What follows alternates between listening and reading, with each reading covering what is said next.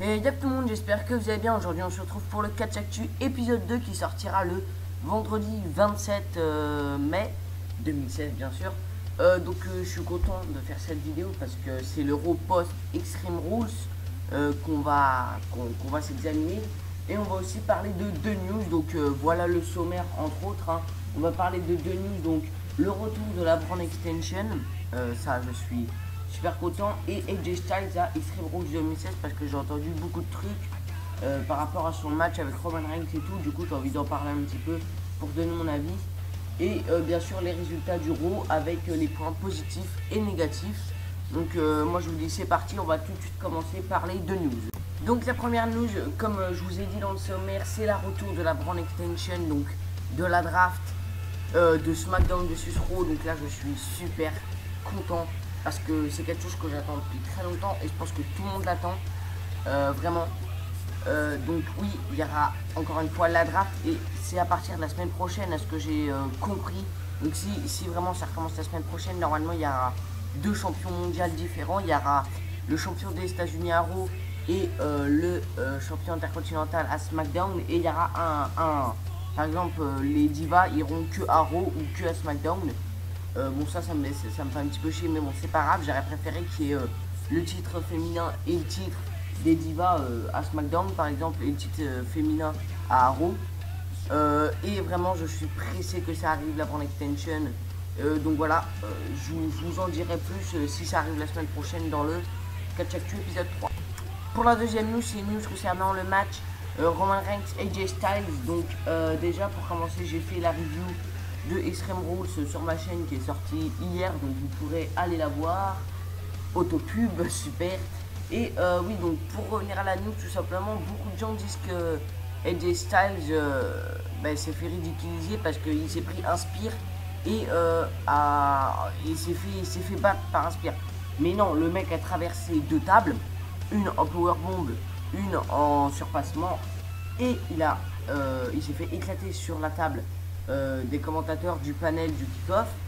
Il s'est aussi pris un spear à l'extérieur du ring, il s'est aussi pris le dernier spear, et je crois que j'en passe, parce qu'il s'est pris des super kicks par les Usos et des splash. Alors certes, Roman Reigns a fait le Superman dans ce match, ça je dis pas le contraire, mais AJ Styles au final il s'est bien battu, mais il a perdu après beaucoup de prises, et je trouve ça normal qu'il fasse pas trop le Superman lui non plus.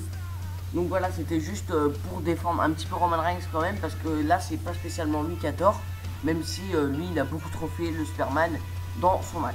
Donc on commence les résultats de ce Raw post Extreme Rules.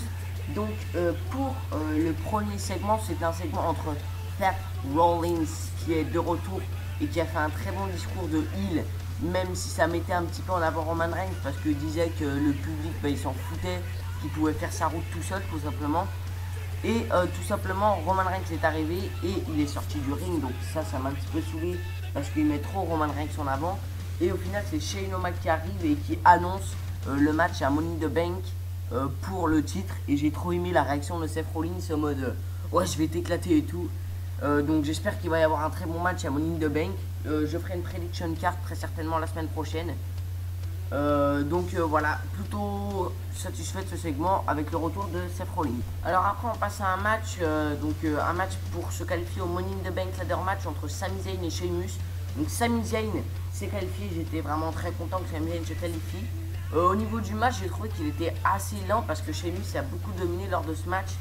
Voilà, il a été assez lent, ça m'a, je sais pas, après c'était peut-être juste une impression, mais voilà. Donc victoire de Sami Zayn, donc je suis vraiment très content pour lui. Voilà, rien de plus à dire, on passe tout de suite au deuxième match. Après on passe à un match et un segment en même temps, c'est simplement, ça a commencé par un segment où le New Day fêtait le 1200e épisode de Raw, et le Social Outcast les ont attaqués. Du coup ça s'est transformé en 6 semaines tag team où il y avait le New Day au complet face au Social Outcast au complet sans Adam Rose, parce qu'Adam Rose s'est fait entre parenthèses viré. Et tout simplement donc ça s'est fini par une victoire du New Day bien sûr. Et Heath Slater s'est pris un gâteau dans la tête. Donc j'ai rigolé parce que c'était le gâteau du 1200e épisode de Raw justement, où il disait Happy Birthday dessus. Et il se l'est pris dans la tête et Kofi Kingston il a acheté un pâté dans le dos, il s'est claqué. C'était assez dur. Biggie lui a éclaté un bout de gâteau sur la tête aussi, c'était très drôle. Bref, j'ai beaucoup aimé ce segment et ce match. Et donc voilà, donc on passe tout de suite au prochain événement. Donc pour le deuxième match, pour se qualifier dans le Money in the Bank Ladder match, c'est Cesaro face au Miz et Cesaro se qualifie en battant de Miz. Donc là je suis très content parce que vous verrez ça dans mes pronostics et dans ma prediction card, mais je pense fortement à la victoire de Cesaro pour le Money in the Bank Ladder match pour la mallette. Donc voilà, j'attends beaucoup le Money in the Bank Ladder match cette année. Pour ce match qui est un match de qualification pour le Money in the Bank Ladder match aussi, c'était un match entre Chris Jericho et Apollo Crews. Donc c'est un match que j'ai beaucoup aimé même s'il était un peu mou. Il y a eu la victoire de Chris Jericho, donc ça me déçoit un peu parce que j'aurais aimé voir Apollo Crews qui est un putain de gros talent et qui est une superstar que j'adore. Mais je pense qu'il va commencer une rivalité avec Sheamus et je trouve que c'est une bonne rivalité pour lui parce que le mec a besoin d'une rivalité avec un mec comme Sheamus parce que il a quand même eu des titres mondiales Sheamus, donc je trouve que c'est plutôt une bonne idée de mettre une rivalité avec. Donc voilà, on a eu un très bon match et avec la victoire de Chris Jericho. Après ça, on a eu le retour de Enzo Amore. Donc je suis très content, sauf que le match qui a eu lieu après, c'est Big Cass face à Bubba Ray Dudley.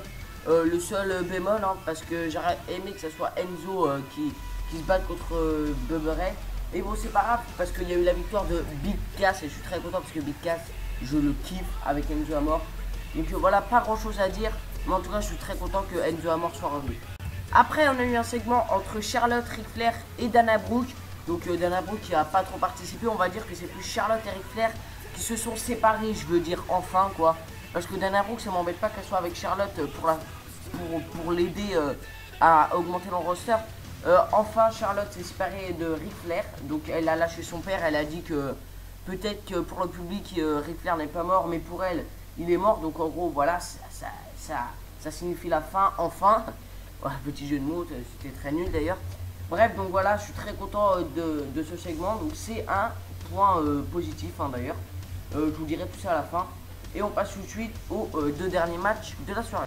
Donc après, pour l'avant-dernier match de la soirée, il y a eu un match plutôt bon hein, entre Dolph Ziggler et Dean Ambrose, avec la victoire de Dean Ambrose sur un Dirty Deeds pour se qualifier dans le Money in the Bank Ladder match.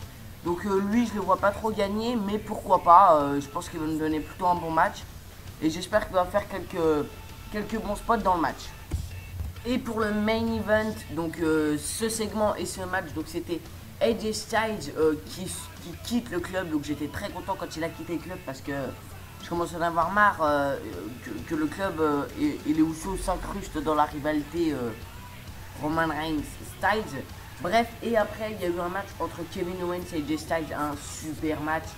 Et où Kevin Owens est sorti vainqueur et qui s'est qualifié pour le Money in the Bank Ladder match.